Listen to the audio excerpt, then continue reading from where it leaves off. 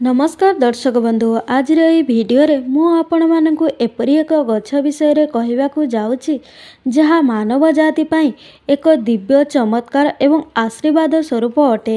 एही जेउ वृक्षलता मानव जाति पई कोनोसी संजीवनी ठारू कम नुहे।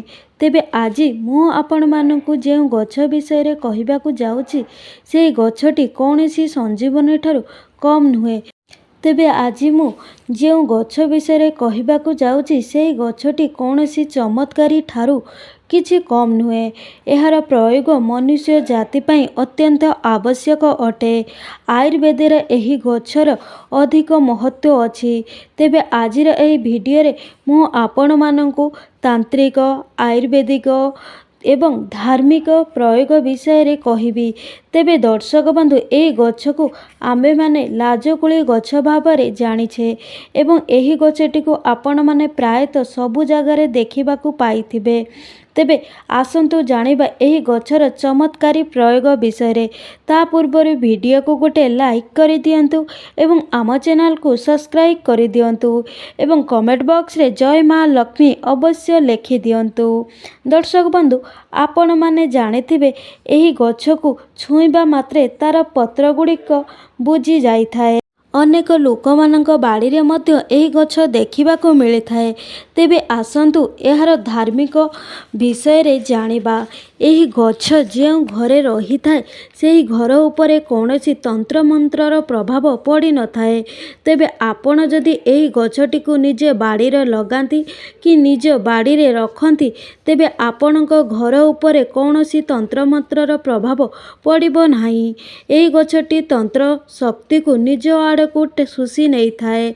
किछि एपरी व्यक्ति थांती जेउ मानकर खराब नजर आम घर उपरे पड़ी थाए।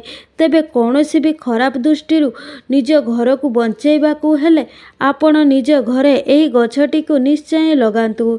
एही गछटी समस्त प्रकार खराब शक्ति निज आड़कू भी आकर्षित करि नै थाए, जहा फल रे कोनोसी खराब शक्तिर प्रभाव आम घर उपरे पड़ी न थाए। एहा द्वितीय फायदा हेउछि एहा आम घरर समस्त वास्तु दोष गुड़िक नष्ट करि देई थाए।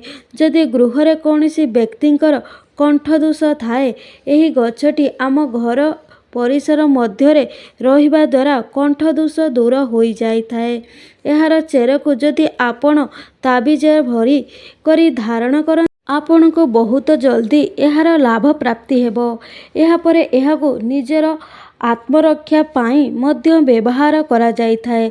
जदि आपणक उपरे काहार खराब नजर किंबा कला शक्तिर प्रभाव रही थाए तेबे एही सबु गछ समस्या बंचिबा पाई आपण निज शरीर चारिपटे नाली एवं हलदिया रंगर जेउ सूता आमे पूजारे व्यवहार करिथाउ ताकू निज शरीर चारिपटे 7 थरे बुलेई नियंतु। तापरे सेही सूता को नहीं आपण सेही लाजकुली गछ देहरे बांधी दियंतु।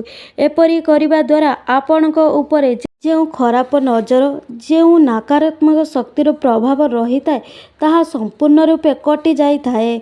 दर्शक बंधु गछ लतारे बहुत अलौकिक शक्ति रही थाए। प्राचीन कालरू आंबे माने गछ को देवादेवी सदृश पूजा करि थाउ एवं वैज्ञानिक दृष्टिकोण एही गछ लता गुड़िक आम बंचिबार आधार होइछि। कारण गछलता पाई ही एही जीव जगत तिष्ठि रही पारिछि।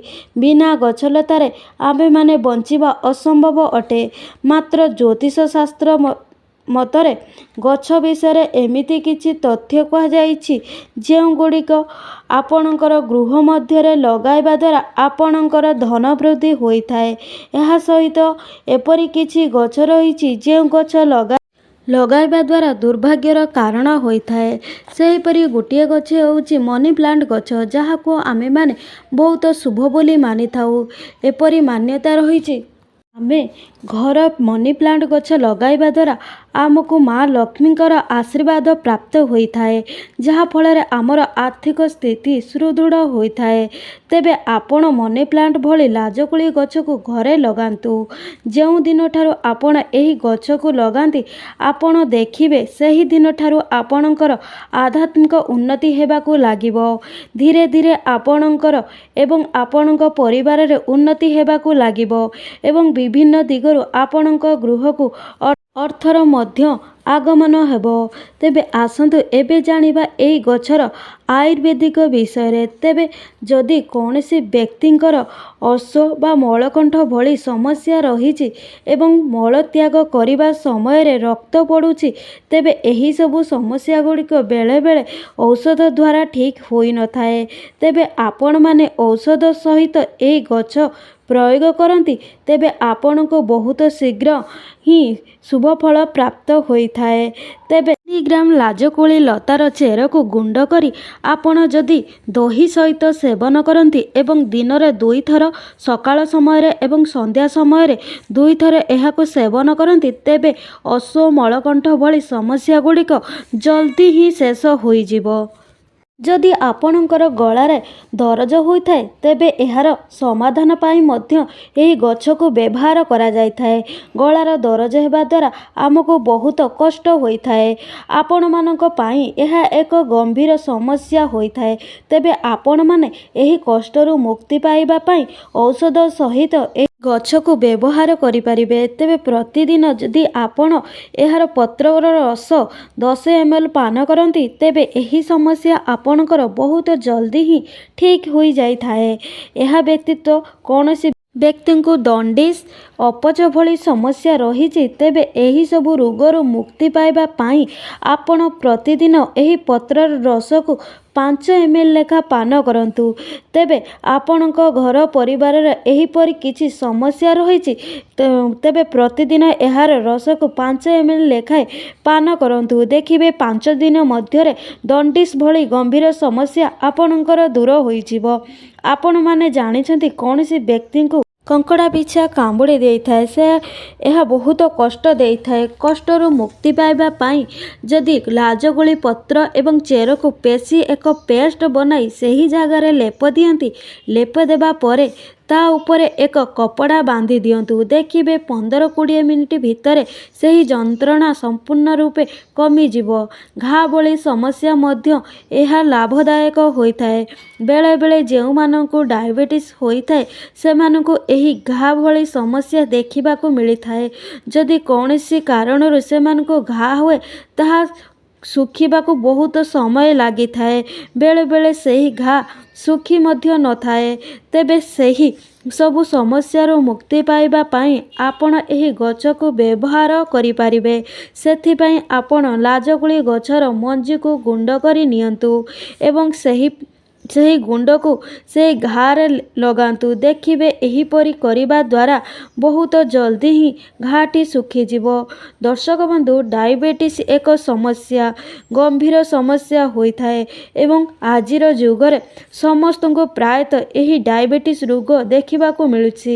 ତେବେ ଏହି ରୋଗକୁ ଦୂର କରିବା ପାଇଁ ଏହି ଗଛଟି ରାମବାଣ ସଦୃଶ ହୋଇଥାଏ। ତେବେ ଏପରି ମନାଯାଇଥାଏ ଯେ ଲିମ୍ବ ମଞ୍ଜିର ଗୁଣ୍ଡ, ବେଲପତ୍ରର ଏବଂ ଲାଜକୁଳି ପତ୍ର ଏବଂ ଚେର ଏହାର ଗୁଣ୍ଡ କରି 4ଟି ଜିନିଷ ଗୁଣ୍ଡ କରି ମିଶାଇ ଆପଣ ଏକ ପାଉଡର ପ୍ରସ୍ତୁତ କରନ୍ତୁ।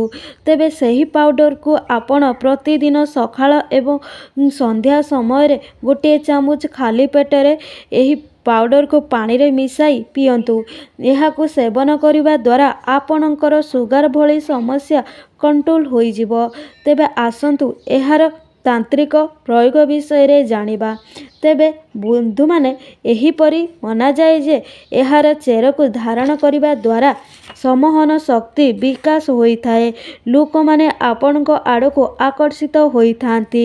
ଏହାକୁ ଧାରଣ କରିବା ଦ୍ୱାରା ଏକ ବୃହତ ଊର୍ଜାର ନିର୍ମାଣ ଆପଣଙ୍କ ଶରୀରରେ ହୋଇଥାଏ। ଆପଣଙ୍କୁ ଏହିପରି ଅନୁଭବ ହୋଇଥାଏ ଯେ କୌଣସି ଦୈବଶକ୍ତି ଆପଣଙ୍କ ଉପରେ ଆଧ୍ୟାତ୍ମିକ ଉନ୍ନତି ବୃଦ୍ଧି କରିବାକୁ ଦେଉଛି।